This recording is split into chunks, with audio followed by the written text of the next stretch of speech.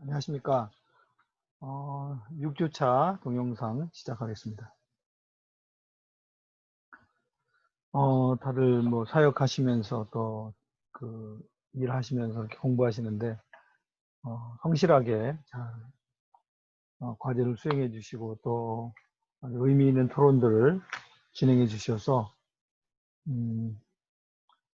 감사하게 생각합니다. 지난주 우리가 나눴던 그 내용들을 잠깐 정리를 다시 좀 하면, 먼저 독서과제에서 이제 6장의 선교적 교회론에 대한, 교회와 선교에 대한 그런 주제를 저희들이 했는데요. 특별히 이제 6장에서는 오늘날 쟁점이 되고 있는 또는 관심사가 되고 있는 선교적 교회, 그 부분을 이제 오트 교수님이 설명을 하셨고, 그것의 의미와 또 한계, 뭐 이런 부분을 같이 우리가 이야기했습니다. 이 20세기가 끝나갈 무렵에 이제 이 서구 교회가 급격히 이제 세속주의에 의해서 주변화되고 또 교세가 약화되고 이제 그리고 공적 영역에서의 기독교 영향력이 제한이 되고 소위 기독교 신앙은 복음은 사적인 개인의 신앙 영역으로 이제 국한이 되는 이런 그 상황들을 경험하면서 여러 그 이제 그 선교학자들이 그것을 분석했고 왜 서구 교회가 이런 상황에 처하게 됐는가 하는 것들을 이제 이야기를 했는데 이 부분의 개척적인 역할을 한 분이 이제 레슬리 뉴비긴이죠. 뉴비긴은 이제 그 인도에서 오랫동안 선교를 하다가 이제 1974년인가요? 70년대 중반에 이제 은퇴를 하면서 영국으로 돌아오게 되죠. 그래서 영국에 돌아와서 영국 교회를 돌아보면서 이분이 이제 그 놀라운 이야기를 하죠. 예전에는 서구가 이제 기독교 세계, 크리스텐덤이었고, 이제 그 서구 밖의 지역으로 선교사를 보내서 선교를 하고 기독교를 확장하는 그런 중심의 역할을 했는데, 20세기 말, 특별히 70년대 후반 가면 이제 서구 교회가 오히려 이제 그 선교지 교회보다도 더 약화되는, 그래서 서구 사회가 선교지라고 하는 그런 인식을 갖게 됩니다. 특별히 이제 이 크리스텐덤이라고 하는 기독교가 서구 사회 전반을 지배했던 그 소위 그 기독교 왕국이라고 보통 그랬죠. 크리스텐덤이 완전히 무너졌다는 것들을 이제 인정을 하게 되고, 뭐 거기서 그 정도에서 머무러지는 것이 아니라 포스트 모던 이제 세계관이 확산이 되면서 그 기독교의 기반이라고 할 수 있는 계시 또는 진리의 완전성 이런 부분들이 이제 무너져 내리는 것들을 보면서 이제 서구 사회를 다시 어떻게 회복할 것인가 이런 것이 이제 큰 화두가 됐고, 그래서 영국과 또 미국에 이제 90년대 들어오면 이제 미국으로 이게 넘어와서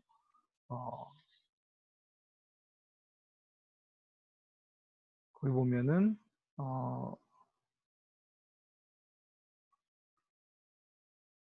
복음과 우리 문화의 네트워크라는 그 조직이 생기면서 미국의 이제 선교학자들, 신학자들이 모여서 이제 그 뉴비인이 던진 그 화두, 서구 교회가 이제 더 이상 선교를 주도하는 교회도 아닐 뿐만 아니라 서구 사회가 크리스텐덤, 기독교가 지배하던 사회라기보다는 또 다른 선교지가 되어 있다는 그런 이제 그 주제를 가지고 이제 연구를 하게 됩니다. 이제 거기서 첫 번째 나온 것은 이제 복음과 문화의 관계죠. 이제 복음의 영향력이 무너지게 된 것은 복음이 그 변화되는 문화를 담아내지 못했기 때문이다. 그것이 이제 첫 번째 던진 질문이었고요.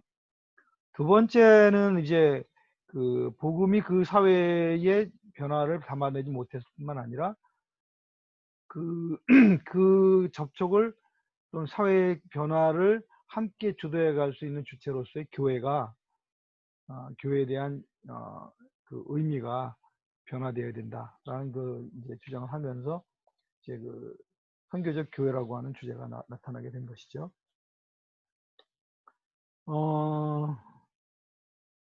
그래서 이 선교적 교회라고 하는 그 주제의 이제 핵심은 뭐냐면은, 그러니까 영어로는 missional church예요.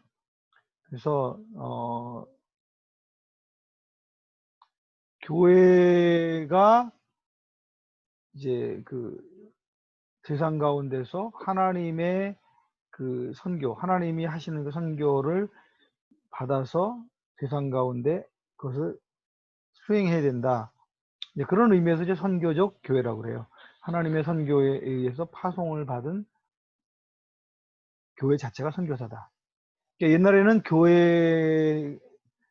특히 서구교회에서는 모든 게 다 기독교였으니까 교회가 이 선교라고 하는 것들을 그 지역을 대상으로는 할 필요가 없잖아요. 다 기독교가 돼 있는 상황에서. 그러니까 주로 목회, 신학, 뭐 이런 것들 중심으로 했는데 이제 그 서구 사회가 선교지가 됐기 때문에 교회는 다시 이 선교적인 본성을 회복해야 된다. 그것이 이제 선교적 교회의 가장 큰 쟁점 중에 하나라고 볼 수 있습니다.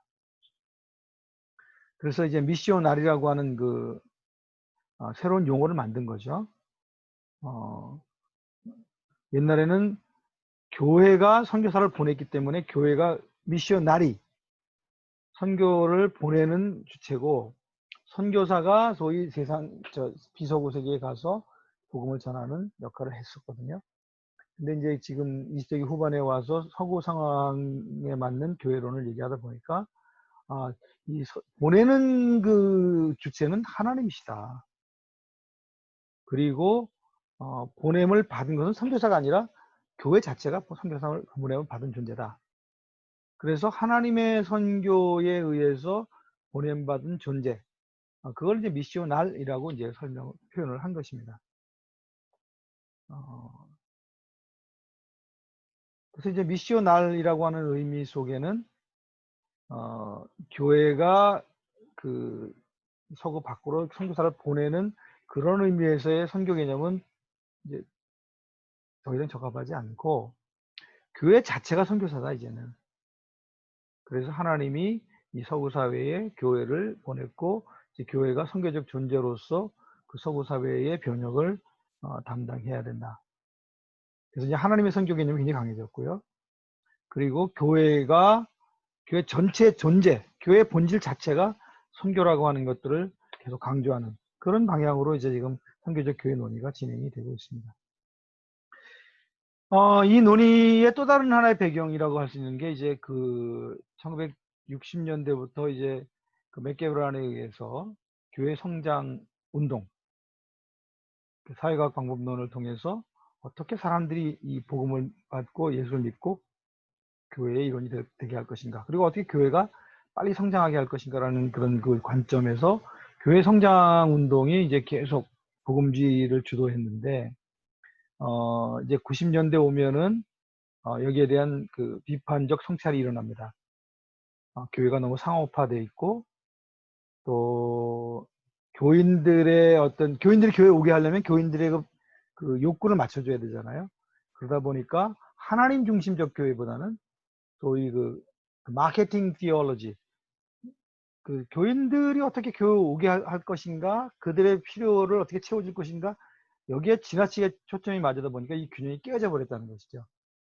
그래서 교회 성장 운동에 굉장히 상당한 비판, 오늘날에는 뭐 거의 교회 성장 운동에 대한 비판이 많죠. 그리고 이제 그것이 주도한다고 보기 어렵죠. 예, 그렇게 하면서 하나님 중심적 교회, 미셔널 처치죠. 그래서 교회 성장학적 운동이 그 가져왔던 그 부정적인 부분, 하나님 중심에서 멀어진 부분을 되돌리는 그런 의미도 있습니다.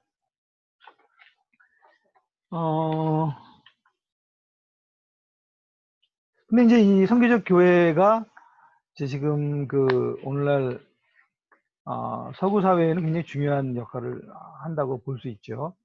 왜냐하면 그 성도들이 교회를 떠나고 또 젊은 다음 세대들이 교회에 들어오지 않고, 그래서 교회는 점점 그 주변화되는 이런 상황 속에서 선교적 교회의 본질을 회복하고 그것을 통해서 이 서구 사회에 이전처럼 뭐 크리스천덤 그렇게까지 가긴 어렵겠지만 그 사회 내에 복음적 영향력을 회복하고, 그러면서 그 서구인들이 교회로 다시 돌아올 수 있도록 하는 그런 운동이 이제 교회적 운동, 선교적 운동이라고 할 수 있는데, 여기엔 몇 가지 약점들이 있습니다. 그 중에 하나가 뭐냐면은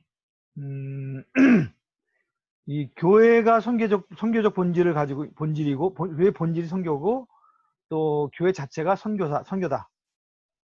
이렇게 이제 하다 보니까 이 교회가 그 유치하는 저희 서구 사회, 교회가 이제 어느 정도 형성된 그런 지역에서의 교회가 선교적 역할을 회복한다는 의미에서는 의미가 있지만, 아직 복음을 듣지 못한 전 세계의 많은 미전도 지역들 또는 종족들에 대해서 선교해야 된다는 그런 것이 굉장히 약화됩니다. 그리고 이제 교회가 하는 모든 것이 선교다라고 이렇게 말하다 보니까 그렇다면 모든 것도 어떤 것도 선교가 아닐 수 있잖아요. 교회가 하는 모든 것이 선교라고 하다 보니까 선교라고 하는 개념이 모호해진 겁니다. 예전에는 선교가 굉장히 명확했죠. 사람들이 복음을 듣지 못하는 사람에서 내가 가겠다. 훈련을 받고 후원을 모집해서 그걸로 보냄받아서 그 지역의 문화를 배우고 거기서 교회를 세우고 그 지역에 그 하나님의 말씀과 하나님의 나라가 퍼져가게 하는 그것이 선교다. 이게 굉장히 명확했거든요. 근데 이제 교회의 존재 자체가 선교다라고 해버리니까 선교의 개념이 모호해지고, 또 교회가 존재하지 않는 기독교적 영향력이 형성되어 있지 않은 지역에 대한 이 선교의 운동이 급격히 약화되는 그런 측면을 가지고 있습니다. 그래서 이제 우리나라에도 지금 이제 선교적 교회론 논의가 상당히 활발한데, 그럴 만도 하죠. 우리나라도 지금 이 교회 성장학적 관점에 의해서 교회가 성장을 했는데 그 한계라고 할까요? 그것의 폐해라고 할까요? 교회가 너무 세속화되어 있고 세상으로부터 비난받고, 교회가 소위 그 장사꾼처럼 복음을 파는 그런 존재처럼 그렇게 이제 이해가 이제 인식이 되면서 한국 교회가 급격히 지금 침체하고 있잖아요. 그러다 보니까 이제 선교적 교회론, 서구에서 이루어졌던 그 같은 맥락에서 선교적 교회를 우리가 연구해야 된다, 이런 논의들이 있는데, 이제 그러면서 이제 이것을 우리 적절로 다시 서구에서 논의했던 내용의 그 의미들을 우리가 받아들이는 것은 필요한데, 부정적인 면들이 있잖아요. 미전도 종족에 대한 선교라든지 교회 밖의 운동에 대한, 교회 자체가 선교를 하다 보니까 교회 밖에 소위 파라처치 무브먼트에 대한 것들이 죽는다든지, 하나님의 선교라고 하다 보니까 이 세상 전체, 피조세계 전체에 대한 선교가 강조되다 보니까 우리가 예전에 우리 강조했던 소위 캐리그마, 예수 그리스도의 십자가의 대속을 믿고 한 영혼이 구원받는 이 선교에 대한 강조점이 흐려지는 이런 이제 부작용을 우리가 어떻게 잘 극복하고 선교적 교회론을 우리 안에 수용할 것인가, 이것이 이제 큰 이슈라고 볼 수 있습니다. 앞으로도 아마 선교적 교회론은 한동안 서구교회 또 한국교회 논의가 계속될 것 같고, 선교지가 얼마나 이 포스트 모던 세계관이 지배하느냐에 따라서 다르긴 하겠지만, 포스트 모던 세계관이 급격히 확산이 된다면 결국 서구에서 진행했던 이 토의가 선교지에서도 여전히 적용이 될 수 있다, 이런 생각을 해볼 수 있겠습니다. 토론방도 굉장히, 저는 여러분들 토론을 보면서 참 귀하다. 그냥 우리가 읽은 내용을 그냥 요약하고 정리하시는 그런 분들도 있지만, 그것을 소화해서 나의 이야기로 이렇게 표현해 하시는 그런 모습들을 보면서 참 여러분들 그런 글들을 읽으면 굉장히 저도 많이 배우고 또 여러분들과 함께 이렇게 교감하는 것이 굉장히 행복합니다. 그래서 이제 앤드류 월스가 얘기한 소위 문화의 포로이자 동시에 문화의 해방자로서의 복음이라고 하는 그 논문을 우리가 읽고 같이 이제 토론을 했는데,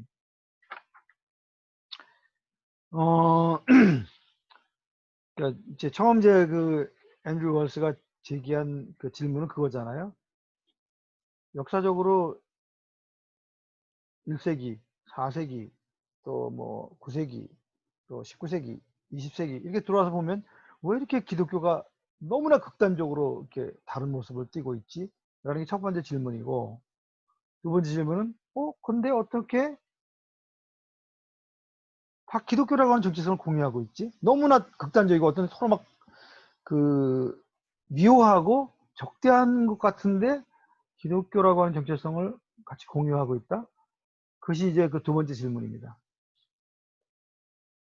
그래서 이제 앤드류 월스가 얘기하는 왜 역사적으로 그렇게 계속 시간이 지나고 지역이 바뀌면서 기독교의 모습이 그렇게 극단적으로 다른 모습을 띠게 되었는가? 그것은 복음은 어느 문화에 들어가든지 그 문화의 포로가 되는 속성이 있다. 그 문화 속에 잠겨들고 그 문화에 뿌리를 내리고 그걸 이제 토착화의 원리라고 그랬죠. 이 복음의 본질적인 속성 중에 이 토착화의 원리, 그 문화의 포로가 되는 원리가 있다.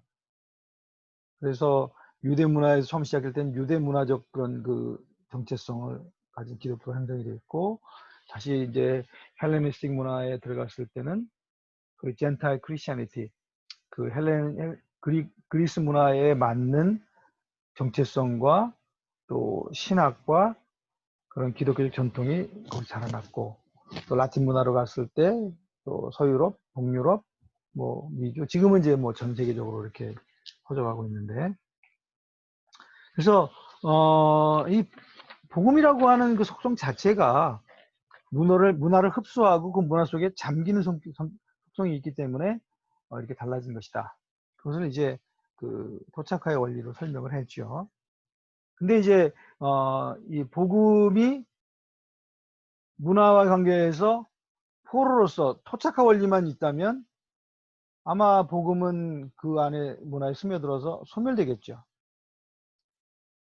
근데 앤드류 월스는 복음에게는 또 하나의 원리가 있는데 그것은 순례자의 원리다.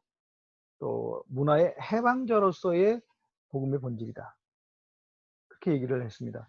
그래서 어느 지역으로 가든지 처음에 복음이 들어갔을 때는 그 문화의 옷을, 그러니까 언어적으로 또 가치관적으로 또 사회 관습적으로 뭐 여러 영역적으로 사상적으로 그 문화의 토양 속에 스며들어서 그 문화의 옷을 입는 토착화의 과정을 당연히 하는데, 이 복음이 그 토착화의 과정에 어느 정도 스며들었을 때는 그 안에 있는 이 복음의 영향력 그리고 성령의 역사를 통해서 그 문화를 변혁시키는 그 힘으로써 복음이 기능하기 시작한다.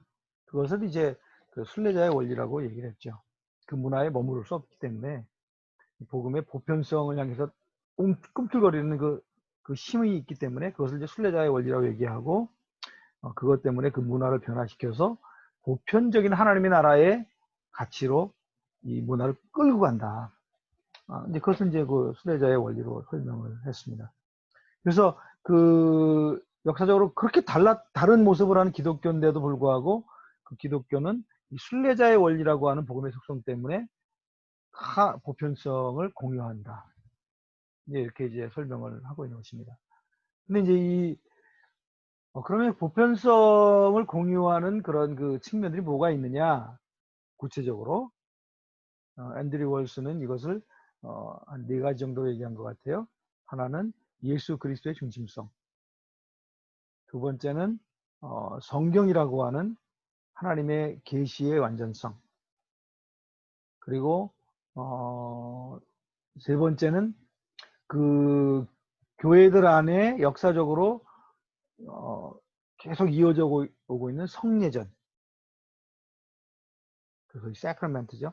그 성례전이라고 하니 그 다른 기독교의 모습 정체성들을 이어주고 있다. 그래서 대표적인 성례전은 이제 그 세례, 침례, 그리고 성만찬 두 개죠.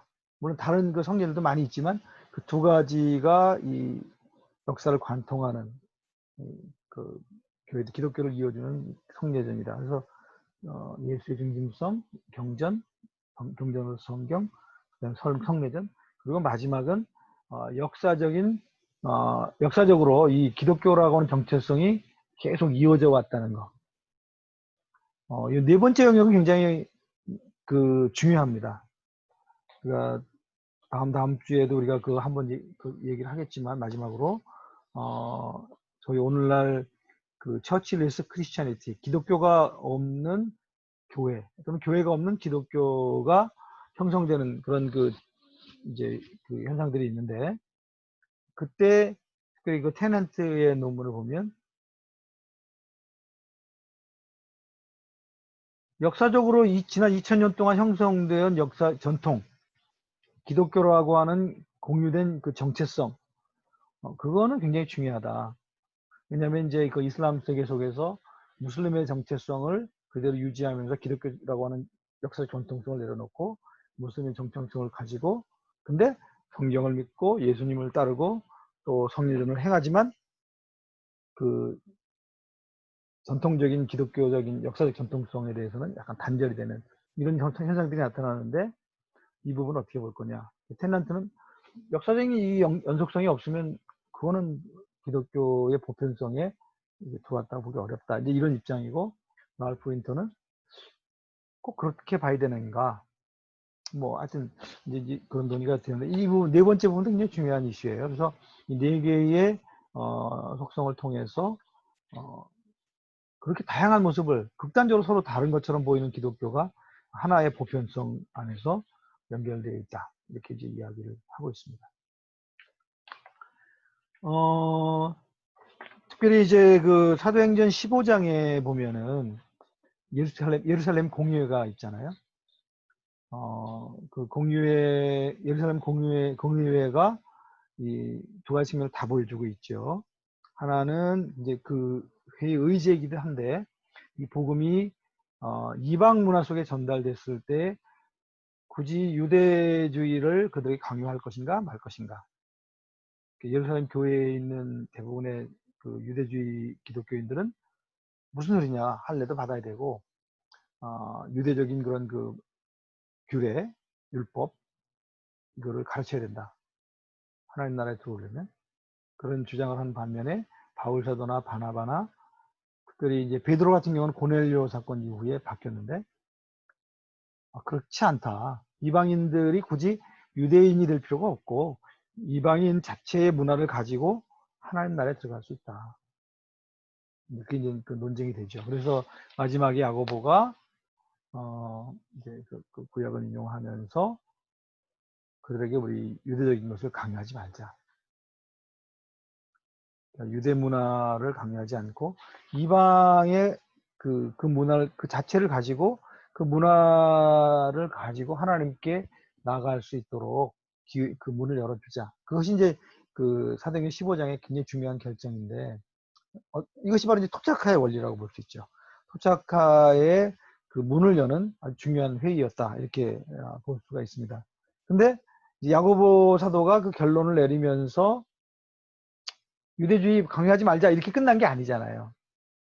거기서 한 가지 조건을 겁니다. 네 가지 그 사항을 이제 그 편지로 해서 이것은 금한다라고 하는 것을 그 모든 이방인 교회에 유대주의에 당신들이 매일 필요는 없지만 그러나 이런 부분들에 대해서는 여러분들이 그 변혁을 해야 된다. 그걸 따라갈 수는 없다. 이 네 가지 조건, 그 뭐 더 많은 다른 조건이 될 수도 있지만 당시에 아마 가장 그 이방 문화 속에서 복음이 들어갔을 때 변혁돼야 할 주제들이라고 할 수 있는 그런 주제들 네 가지를 이제 그 제시를 하면서 토착화도 하지만 그러나 여전히 이 복음은 여러분의 문화를 변혁하는 그 본질을 가지고 있다는 것을 거기에 상기시킵니다. 그래서 사도행전 15장 역시 지금 그 앤드류 월스가 얘기하는 토착화의 원리와 순례자의 원리의 두 면을 보여준다, 이렇게 볼 수 있겠습니다.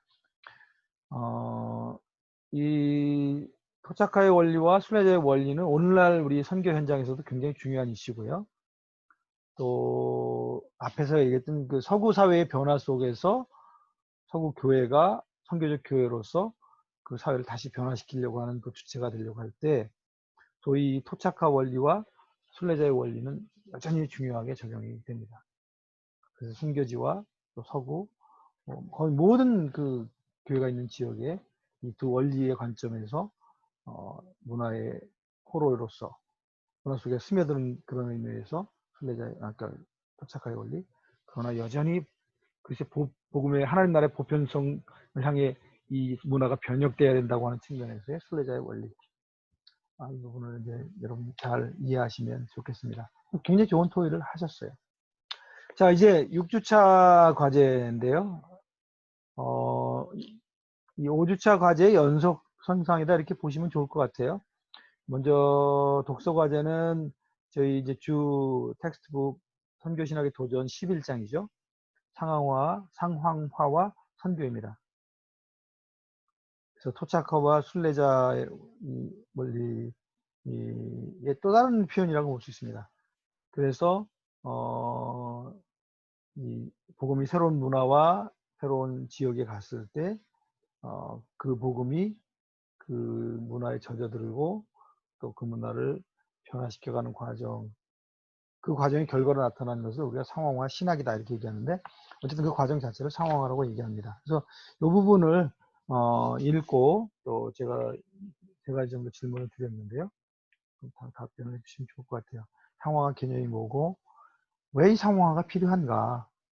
그냥 우리가 익숙한 복음에 갖다 그 사람들에게 주입시키면 되지 않냐, 이렇게 생각하는 사람도 있을 수 있는데 왜 상황화 해야 되는가? 그런 부분 한번 그 교재를 읽으면서 생각해 보시고 써주시면, 설명하시면 좋겠고, 사도행전에서 이 상황화의 그 사례들이 많습니다. 교재에도 나와 있고요. 그런 부분은 한 두 가지 정도, 아니면 여러분이 성경을 읽으면서 그 발견한 상황화 사례들을 두 가지 정도 설명해 주시면 좋겠고, 이제 마지막으로 우리나라에 복음이 들어왔을 때 어떻게 이 상황화가 적용되었는지 그런 부분들을 한번 좀 적어주시면 좋겠습니다. 뭐 제가 누누이 말씀드리지만 이건 교재 내용을 정리하는 것에 머무르시지 말고 가능하면 여러분이 그 글을 읽으면서 떠오르던 생각들을 그냥 적어주시면 더 좋아요. 그게 가치 있는 겁니다. 그게 여러분들 진짜 공부가 되는 거니까 그렇게 해주면 좋겠고, 토론 질문도 이제 같은 맥락이라고 볼 수 있죠. 앤드류 월스 책 3장인데요. 기독교 역사에서의 번역 원리, 이걸 번역 원리라고 또 얘기해요. 상황화를, 토착화 원리 또는 상황화를 번역 원리로 이렇게 얘기도 하는데, 번역 가능성, translatability라고 영어로 번역 가능성, 이렇게도 얘기합니다. 그래서 이제 복음서에 보면 예수님이 주로 사역하실 때 유대 문화를 벗어나지 않으셨거든요. 그 제자들을 전도로 내보낼 때도 이방인이나 그 사마리아로 가지 말고 유대 마을에 가서 해라, 이렇게 이제 주로 유대적인 그런 그 틀을 크게 물론 벗어난 케이스가 있지만 벗어나지 않고 사역을 하셨어요. 근데 이제 부활 이후에 주님께서 이 복음은 유대에 머무른 것이 아니라 유대의 뿌리를 두고 우리가 형성을 해야 되지만, 그러나 여러분들은 모든 민족에게 이 복음이 전파되는 그 과정에서의 증인이 되어야 된다. 그래서 모든 열방, 문화를 넘어서 이 복음이 확산되어야 된다고 하는 그것을 강조하시죠. 그때 이제 나타나게 되는 게 소위 이 복음이 번역을 하게 된다. 뭐 제일 쉬운 얘기로는 언어적으로 번역이 되잖아요. 그죠? 유대주의에서 그리스 헬라 문화 들어갈 때는 언어가 바뀌잖아요. 우리나라에 들어올 때도 마찬가지고.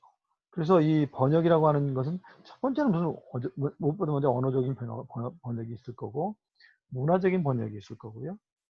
그 다음에 사회적인 관념, 뭐 사상, 가치, 뭐 이런 것들이 다 번역 과정을 겪게 되죠.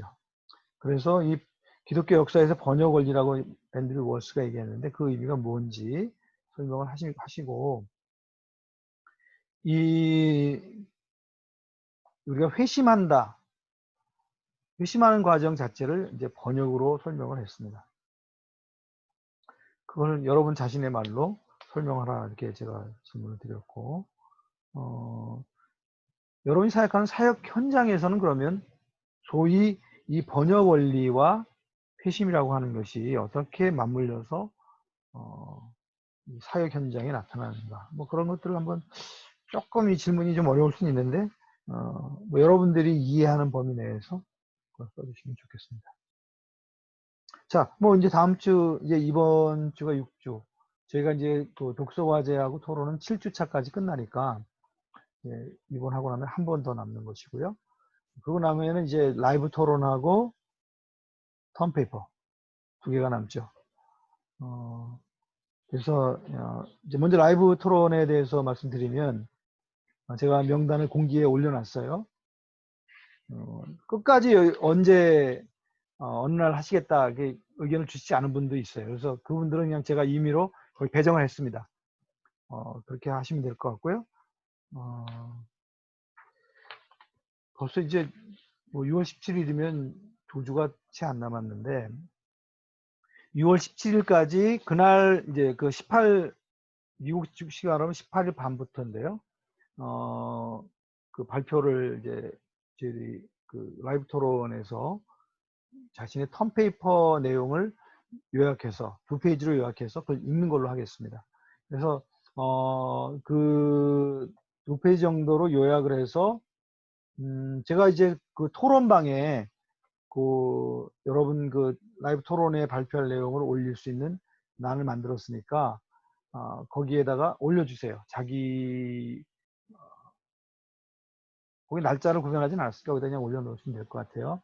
그리고 이제 모든 분들이 다 다른 분들이 쓴 거를 읽고 그날 라이브 토론할 때 뭐 그 토론 내용을 이제 같이 평가도 할 수 있고 또 코멘트도 해줄 수 있는 그런 그 형태로 한번 해보겠습니다.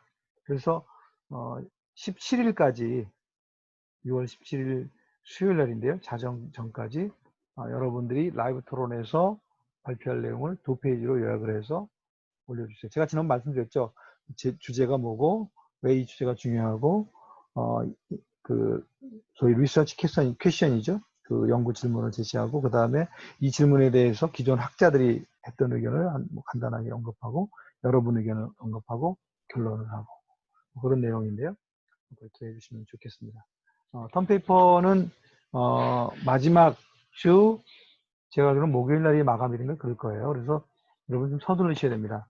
뭐 양이 이번에 많지는 않기 때문에 그렇지만 어쨌든 간에 이게 아카데믹 라이팅을 여러분이 훈련한다는 의미에서 턴페이퍼를 잘 준비해서 제출해 주시기를 바랍니다. 벌써 저희들이 꽤 많이 이제 왔는데 조금 이제 뭐 한 2-3주 남았습니다. 마지막까지 유종의 일을 거둘 수 있기 바라고요.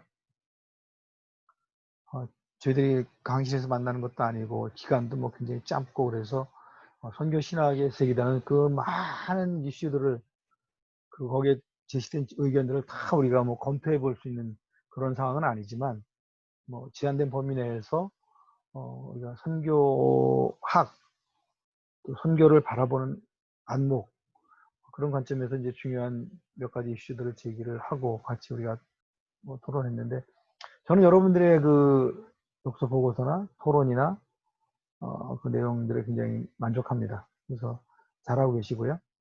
한 가지 더 덧붙인다면 여러분의 이야기를 해주십시오. 자꾸 반복해서 죄송한데 그런 그 훈련을 하는 계기가 되면 좋겠다 싶습니다. 그러면 오늘 여기까지 하고요. 또 다음 주에 또 뵙겠습니다. 수고하셨습니다.